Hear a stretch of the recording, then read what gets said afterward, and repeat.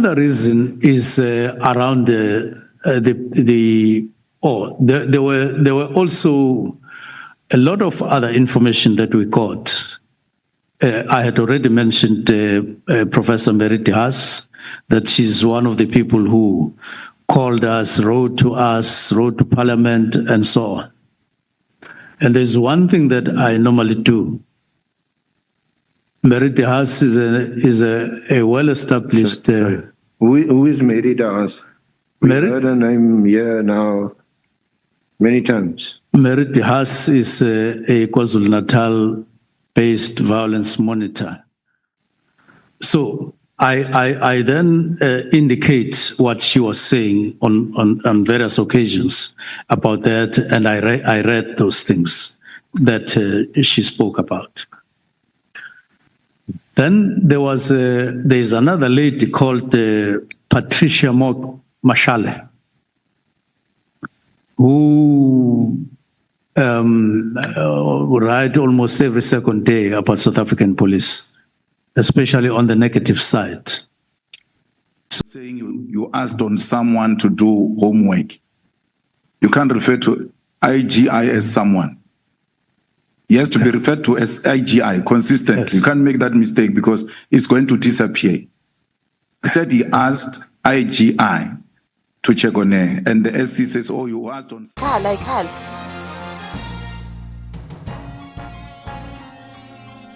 Particular funding and particular time of ending is not a permanent project. So that's the first reason. Second reason, I began to say I got to interact with a lot of people. Deputy ministers also got to interact with many people. Now, others made written inputs and others didn't. The categories of people who were speaking to us are different. Maybe let me start with the one that even finally made me write on the 31st of December. A number of people who were part of the National Political Task Team sent WhatsApps to me and to the deputy ministers over a long period, shortly after we started working in SAPS. Others, as I've said, would want to see me privately, confidential, and we had talks. And there are quite a number. Now, those people would say, we don't want to be revealed. We don't want to be known. We just are coming here to say there are these particular issues. And let me categorize them. They are in two categories, those issues. They are of an HR nature. The practices within the National Political Killings Task Team, the way they practiced HR matters or handled HR matters. Two, they are of a nature that made me feel that if these matters are not attended to expeditiously, they have potential, if not already, of damaging the reputation of SAPS, amounting to others defeating the ends of justice. So they were in two categories. Now, those matters, as I've indicated, they were detailed in the conversations in various forms that I've indicated. Now, I had to process. First, we started with a meeting on the 21st of November with the two deputy ministers. convened by me to say, what are you picking up since we started? So each one of us said, hey, because we were specific, we're discussing what we were receiving, the complaints, the grievances, and all of that. So we discussed this. Others we had already started addressing by allocating, you address the problem of so and so, you address the problem of so and so, and that was done. And we're beginning to do work. But I convened this specific meeting. The resolution in that meeting said, Minister, these things that we have shared here are important. Go and engage the National Commissioner. That is what came out. We didn't discuss the detail of the form it must take and all of that. It was just go and engage National Commissioner on all these matters that we've just discussed and other related matters. Now, I will come back later to say what then happened. But because we didn't discuss the nature of the form in which it was left upon me to really look at how I would go about engaging the National Commissioner, which I did. And it took some time before I could satisfy myself that this is the form it must take. Now, let me put a comma there. That's the first reason. That's the second reason. The other reason is around there were also a lot of other information that we got. I had already mentioned Professor Mary de Haas, that she's one of the people who called us, wrote to Parliament, and so on. And there's one thing that I normally do. Mary de Haas is a well-established... Who is Mary de Haas? We've heard her name here now many times. Mary de Haas is a KwaZulu-Natal-based violence monitor who has been there over time. I've never had the opportunity, as far as I can recall, of having met her, but I do read the stuff that she produces. Yeah, she wrote a letter. Yes. Look at the letter. Okay. That's the person I'm talking about. The bundle in the Exhibit 4.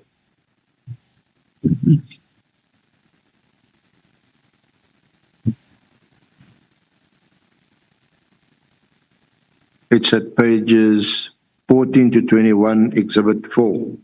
Yes. So, you never met her? If I recall, if it happened, it must have happened some time ago, long time ago. When you were the But not when I was MSc or Premier or what. I don't recall, let alone after becoming minister. And but I've read her statements. So she's not an advisor to you? Not at all. You hadn't met her. She writes to you merely as minister on the I suppose 31st of October 2020. She wrote to the portfolio committee. She's not an advisor either. There, she wrote to them as well. All right. So and you don't know her? Then I read what she wrote. You've never met her. You don't know her personally. Did you check out her credentials? No, I know her. You know her? Yes. She has been there in KZN for a long time. It's difficult to miss anyone who is in Parliament who comes from there. You would have heard or known or read. Even I don't come from there, but I've heard of her over the years. And then okay. To be fair, she's at times she bravely stood her ground during the apartheid years, and there was police brutality. So I do, but I'm not sure that if she writes a letter to me and I'm the Minister of Police, I'm necessarily going to take her advice or take her seriously. No, I haven't said I took her advice. I merely said she wrote to me. Well, you're not dealing with your reasons. The Mary de Haas letter is one of those reasons. She wrote a letter to me. I'm still telling the story, what happened. So she wrote to me and I read it. But let me open up about what I normally do when I receive letters or calls. I normally don't ignore when people write or call me. I tried and make an effort to respond to what they say. There are many people who have phoned me over time, but I've never met them. But sometimes I respond to them. So I did look at the letters and so on. And I also read her correspondence to the portfolio committee. If I'm not mistaken, she would have written to me and CC'd them to me and so on. Now, I do also ask my communications people to get articles written by people about South African Police Service, to get them to me in the form of copies and so on. Not with the purpose of responding to, but getting to know what they have to say about South African police, including her. So I then indicate what she was saying on various occasions about that, and I read those things that she spoke about. Then there's another lady called Patricia Mashale, who write almost every second day about South African police, especially on the negative side. So I read what she writes, but I've never responded and I've never called her to discuss any of her articles or letters or WhatsApps or whatever. I just read and keep. And at some point, the way she writes to us, I got a bit worried because she seems to know quite a lot of things, including letters written by this person or that person within SAPS. So I asked the IGI to say, can you give me, can you work on the profile of this lady? I just need to know more about her. And he did. And he wrote back to me about what he was saying to me about her and so on. Basically saying, well, his own understanding of her, having profiled her, his understanding of her is mixed. There are things that she says that are true, but there are others that are true, but she continues to write, and sometimes about something that is a mere rumor that doesn't exist and so on. So her correspondence was mixed. So you got someone to do a little bit of homework on Ms. Mashale? Yes, because I didn't know her. It's not like Mary de Haas, who I knew. You didn't need anyone to do any homework on Ms. de Haas? Mary? De Haas. Yeah, I've said I know Mary. Yeah. I've known her for a long time, particularly through her writings and what she says and so on. That's what I said. Not mocking. I think she also appeared before the Morani. Yes. Some kind of. Yes, but Mashale, I had never met and I had not heard, but she was really posting things and so on. And then I asked the IGI to look at and write to me about her, and he did, and I read it. And at some point, I shared the understanding of the IGI with National Commissioner to say, hey, this is what IGI is saying about Patricia Morgan. But National Commissioner, she has also written to her or sent WhatsApp to him and so on. We just shared that generally and we passed. Okay. Now, there's the second category. Yeah, before you proceed, there is a hand from Honorable Malema. No, thanks, Chair. I understood the minister to have said he asked the IGI, which will mean Inspector General of Intelligence, to check on this person. Now, after he gave that answer, the SC says, you are saying you asked on someone to do homework. You can't refer to IGI as someone. He has to be referred to as IGI consistently. Yes. You can't make that mistake because it's going to disappear. He said he asked IGI to check on her, and the SC says, oh, you asked on someone. It can't be. It has to be one answer, and the minister answered that. So I just wanted us to have the same understanding. That it must go to the record as the person that the minister requested to check on Miss Patricia Mashale. That person is the Inspector General of Intelligence. Point taken, Honorable Malema. Yes. So I wrote to the IGI and he then responded. So, Minister, you say the name of the person is Miss Patricia Mashale? Yes. Okay. Yes, Chair. And the matter was referred to the Inspector General of Intelligence? Yes, because in particular, she would write about crime intelligence matters quite extensively. And she would send emails and so on. That's why I went to the Inspector General of Intelligence. And then I got the advice in writing about her. Now, so when you say that she used to write extensively about intelligence matters, what do you mean? You mean it's unusual for a person in her position to write about those matters?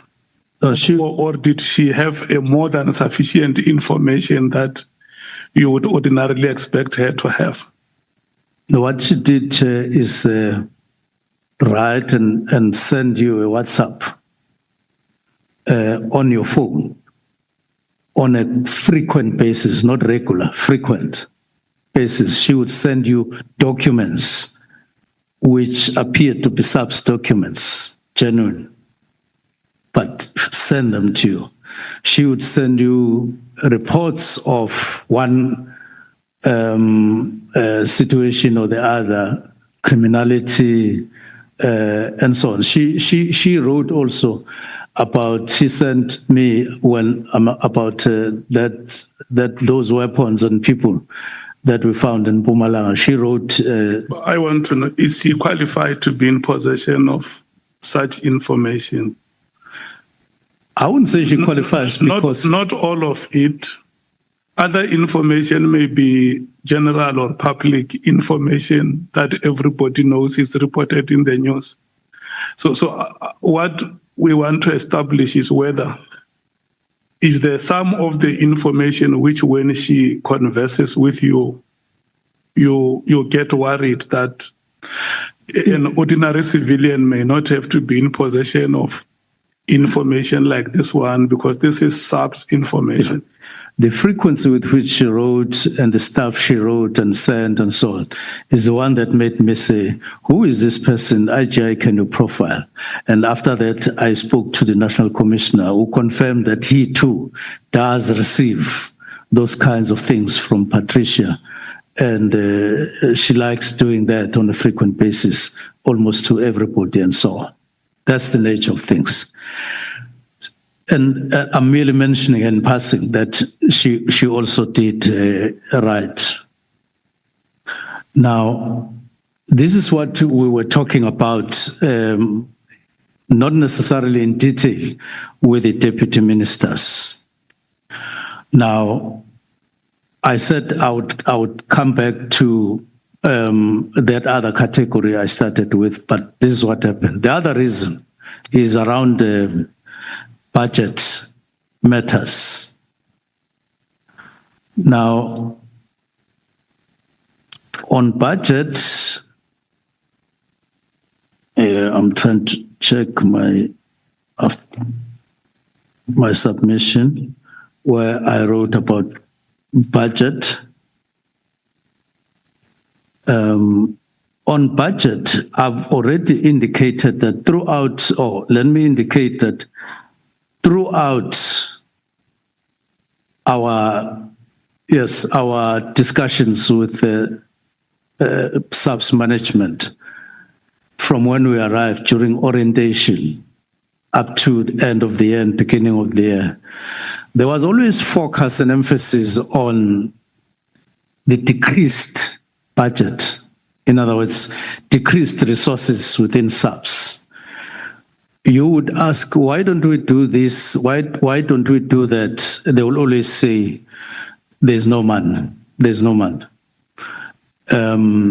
Even after we identified what we referred to as priorities, ministerial priorities that were expanding on the other priorities of the state as a whole. But they continued, like technology, for instance. We have had extensive discussions on technology. And they continue to say, well, yeah, we take those priorities, infrastructure in the form of police stations and other enablers, as we call them. But they continue to say, there's no budget. We don't have all the money. We hear you, we hear the priorities and so on, but there's no money. And therefore, this was lingering in my mind all the time to say, where can we make better of resources to SAPS because of the shortage? So budget allocated to SAPS was one of the main factors, key factors that made us think, what is that we need to do? When we took the decision to disband the police inspectorate, what we had in mind was, how do we optimize the resources that we have? Because you have people in office in the form of police inspectorate who